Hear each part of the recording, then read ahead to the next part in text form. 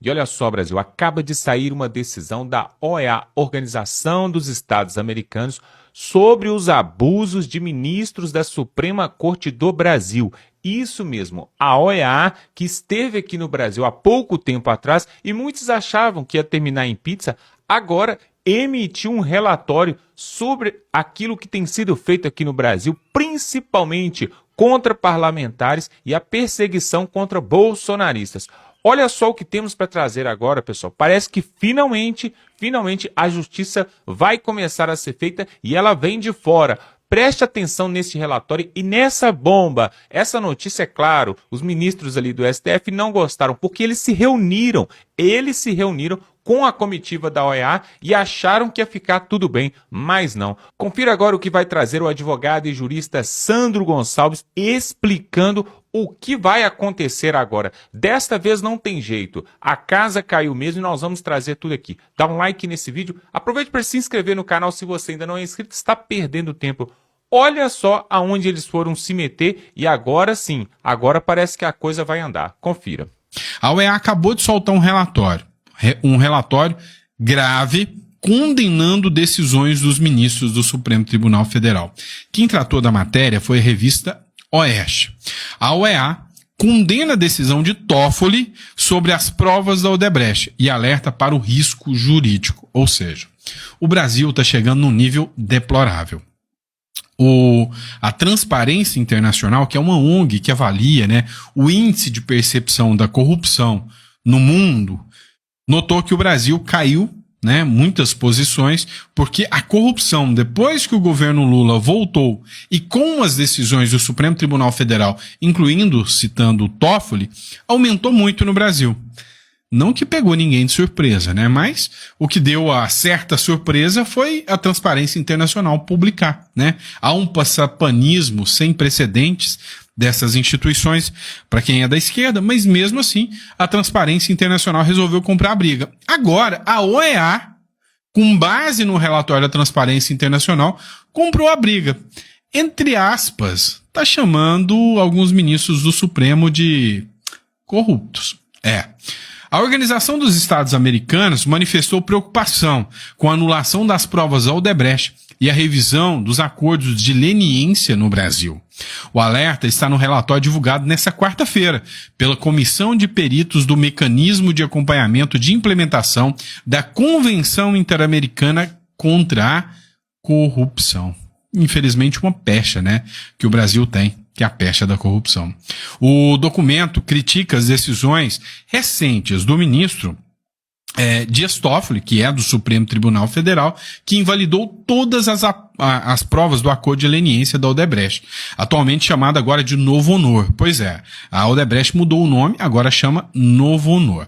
Só que o que acontece? Para o OEA, essas medidas que o Dias Toffoli aplicou comprometem a credibilidade da justiça e dos acordos de leniência aqui no Brasil. Ou seja, o Brasil não tem mais a confiança internacional na sua justiça, ou seja, a quebra de acordo de leniência que o Toffoli fez quebram a confiança internacional na justiça brasileira. Pois é, meu amigo, é o nível que se chegou, E aí, uma das principais críticas que se tem é que o ministro Dias Toffoli, segundo acusações que são feitas pela revista Veja e outros jornais, teria até seu nome citado nas próprias provas que ele mesmo mandou eliminar.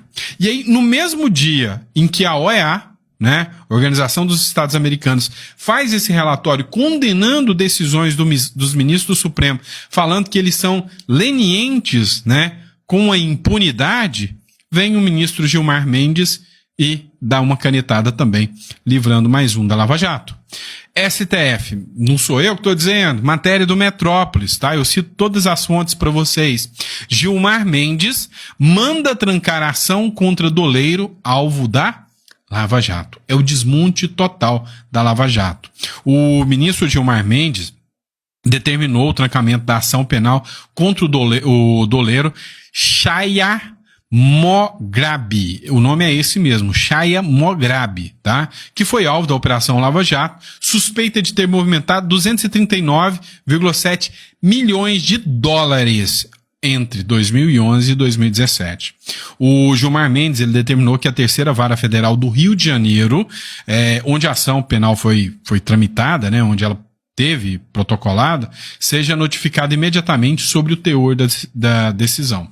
Na decisão, Gilmar Mendes pediu o trancamento da ação exclusivamente no que trata a Chay Hemograbe, por, abre aspas, flagrante ausência de justa causa para persecução penal. Vamos lá, é hora da aula de direito. Todo processo penal, né, eu tenho que ter a justa causa. O que é justa causa? É indício suficiente de autoria e prova da materialidade. O que é a prova da materialidade? O crime é material. O crime existiu? É a prova da materialidade. Não, eu tenho... Vamos falar num exemplo, um assassinato. Eu tenho a prova da materialidade? Tenho o corpo?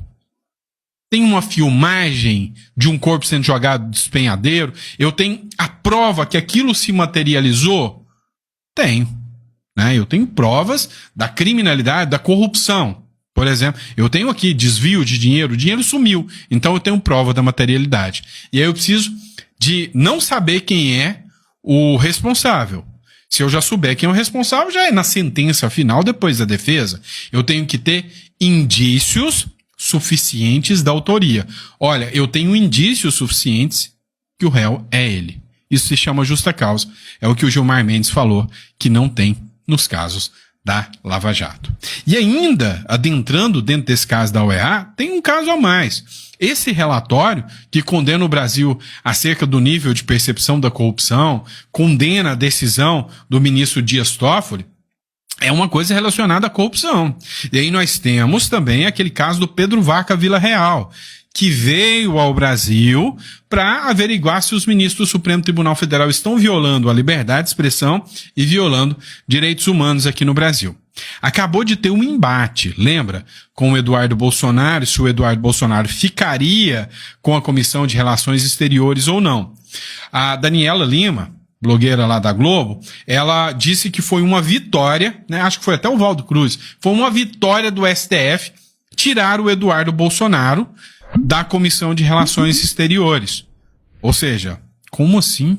Uma vitória de um tribunal sobre uma decisão política? É estranho. Mas olha só o que aconteceu. O cara que entrou lá no lugar, ele falou que o papel dele vai ser acompanhar de perto todas as decisões da OEA e o relatório do Pedro Vaca Vila Real. Acompanha só o que disse o Felipe Barros para o antagonista, fonte da matéria, né, os créditos do antagonista. Uma das atribuições da Comissão de Relações Exteriores e Defesa Nacional. Você citou, por exemplo, a OEA. Como todos sabemos, nós tivemos recentemente a visita aqui no Brasil do senhor Pedro Vaca, que é o relator da OEA sobre assuntos de liberdade de expressão. Eu já tenho buscado contato com ele e devo me reunir com ele como uma das primeiras iniciativas aqui da Comissão de Relações Exteriores, buscando entender qual vai ser o timing para ele publicar esse relatório, qual deve ser o teor desse relatório. Eu apresentei para ele recentemente um pedido de medida cautelar diante do protocolo do PT, buscando a retenção do passaporte do deputado Eduardo Bolsonaro. Apresentei isso ao relator da OEA justamente para que isso também possa influenciá-lo na confecção desse relatório. Não é natural nós termos um deputado federal, o mais votado do Brasil, diga-se de passagem, sendo ameaçado no seu exercício do mandato parlamentar por um partido político, né? Isso, sem sombra de dúvidas, não é nada democrático. Então, eu tenho buscado diálogo com a OEA e certamente faremos isso com outras instituições e entidades internacionais ao longo desse ano. Ou seja, o tiro saiu pela culatra. O Felipe Barros, ele vai fazer o papel que o Eduardo Bolsonaro faria. E aí, você viu que ele falou, não, eu vou estar sempre munindo de novas provas a OEA do que está acontecendo aqui no Brasil. Exemplo, a possibilidade, né, a busca pelo PT, que é o partido da situação, pela apreensão do passaporte de um deputado de oposição. Mas aí tem gente que vai falar, mas olha, o ministro Alexandre de Moraes deu a decisão dizendo que não ia prender o passaporte do Eduardo Bolsonaro. A decisão, pelo seu timing, foi considerada política por todo mundo. Todo mundo viu que não foi uma decisão jurídica, foi uma decisão política. E aí esqueceram de combinar